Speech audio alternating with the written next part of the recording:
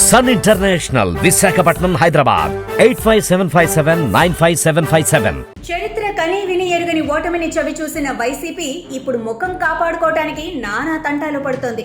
ఫలితాలు వెల్లడి తర్వాత కొన్ని రోజుల పాటు వైసీపీ కార్యాలయంలో శ్మశాన నిశ్శబ్దం తాండవించింది.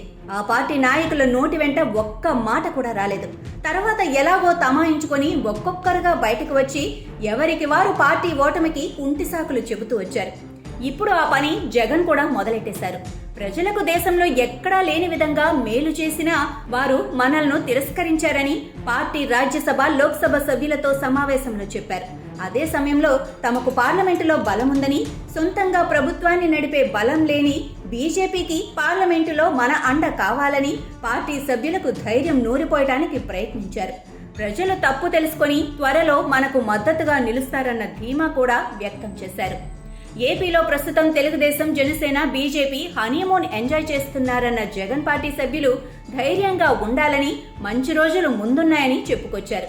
అయితే జగన్ వ్యాఖ్యలపై సెటైర్లు గుప్పించారు.